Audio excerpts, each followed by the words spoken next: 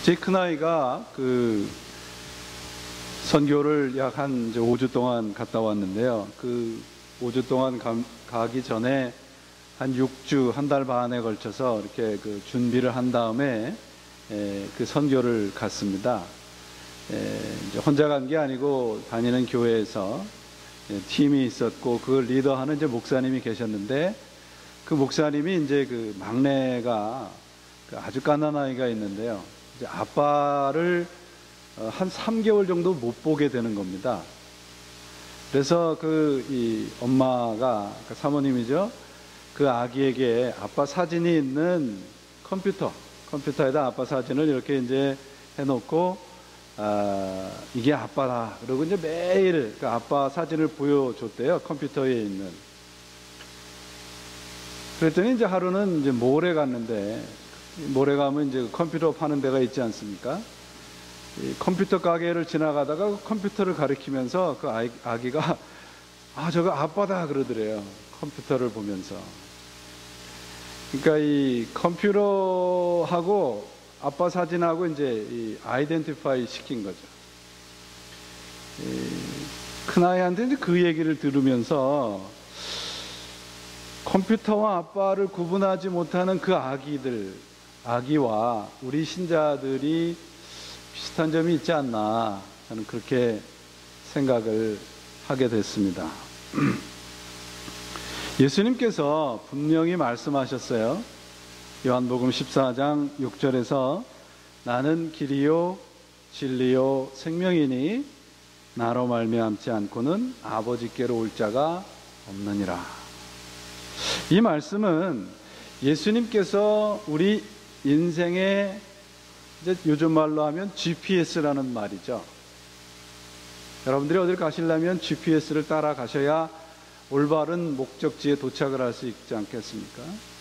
예수님께서 우리 인생의 GPS인데, 그 길을 따라가면 진리를 만나고 그 진리를 붙잡는 자에게만 생명이 있다는 말씀입니다.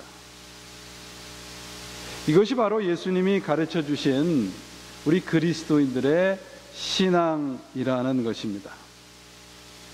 예수님을 따라가는 신앙을 저는 예언자적인 신앙이라고 부르고 싶습니다. 왜 제사장적인 신앙이 아니고 예언자적인 신앙일까? 성경에 나오는 초대 대제사장의 이름이 누구입니까? 아론입니다. 모세형 아론입니다.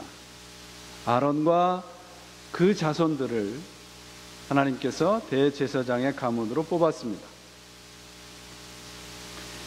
그 대제사장으로 뽑은 이유는 하나님을 올바로 예배하고 하나님에 대해서 올바로 가르치라고 하는 목적을 그들에게 주었기 때문입니다.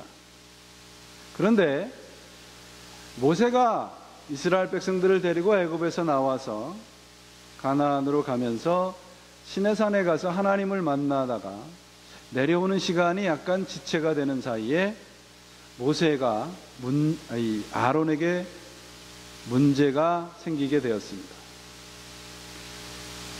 수많은 백성들이 아론에게 모세가 내려오지 않으니까 눈에 보이는 하나님을 만들어 달라, 그렇게 요구를 하게 된 겁니다. 그래서 아론은 백성들의 요구에 응하게 되면서 만든 것이 금으로 만든 금송아지 형상입니다. 성경에 보면 그 금송아지 형상을 보면서 사람들이 뭐라고 불렀냐면 애굽에서 우리를 인도하여 내신 하나님이다, 그렇게 그 금송아지를 불렀던 것입니다. 하나님께서 선택한 첫 번 제사장에서부터 하나님을 실망시키게 된 것입니다. 이 제사장 제도는 이렇게 광야에서부터 시작을 하게 됩니다. 제사장은 말할 것도 없이 하나님의 에이전시였습니다.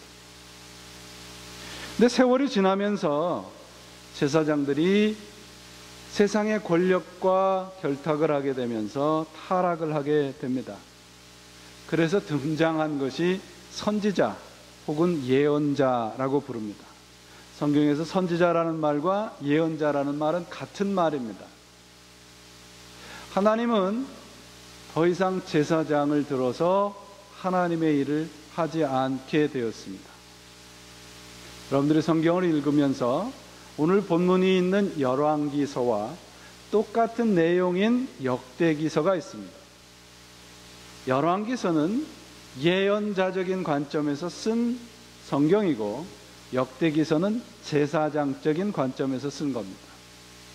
무엇이 옳다 그르다는 것이 아니라 하나님을 바라보는, 역사를 바라보는 관점이 다르다는 것입니다. 예수님이 오시기까지 제사장들은 급격하게 타락을 하게 되고, 결국 하나님의 도구로 사용하는 것에서부터 하나님은 그들을 제외시켜 버립니다. 그들은 백성들이 좋아하고 듣고 싶은 말들만 하게 되었고, 결국 껍데기에 지나지 않게 된 겁니다. 그래서 하나님은 오늘 본문에서 등장하는 엘리야에서부터 예언자들만 사용하게 되십니다. 이스라엘 백성들이 애굽에서 나오면서, 그러니까 애굽의 노예에 의해서 해방이 되면서 놓친 것이 있습니다. 그들은 하나님이 우리를 사랑하셔서 애굽 왕의 노예로 있었던 우리들을 단순히 해방시켰다고만 생각을 한 겁니다. 그들이 놓친 것이 무엇인가 하면, 출애굽은 노예에서 자유인으로 돌아가는 단순한 육체적인 해방이 아니라는 것입니다. 성경을 여러분들이 조금 조심스럽게 읽다 보시면 출애굽은 주인이 바뀌는 사건입니다. 그들의 주인이 애굽이었다면 출애굽을 통해서 그들의 주인이 하나님으로 바뀐 사건이 출애굽 사건입니다. 더 이상 그들은 애굽의 종살이를 하지 않는다. 곧 그들의 주인은 애굽이 아니다, 세상이 아니라는 말입니다. 그들의 주인은 이제로부터 하나님이 된 사건, 그것이 출애굽입니다. 우리가 예수님을 구세주로 믿는다라고 하는 고백이 있는 것은 우리 인생의 출애굽의 사건입니다. 곧 주인이 바뀌는 사건이죠. 어떤 미국의 교수님이 그런 얘기를, 한국 교회를 보면서 이런 얘기를 했어요. 한국 교회에는 선언만 있지 고백이 없는 것 같다. 스테이트먼은 있는데 컨페션이 없다는 얘기를 했어요. 스테이트먼과 컨페션이 어떻게 다른가요? 스테이트먼은 어떤 사실에 대한 어그리예요, 인정이에요. 그러나 컨페션, 고백은 내 삶을 거는 헌신을 의미합니다. 우리가 예수를 그리스도라고 고백을 한 그 고백 속에는 내 삶의 헌신이 동반되어야 된다는 말이에요.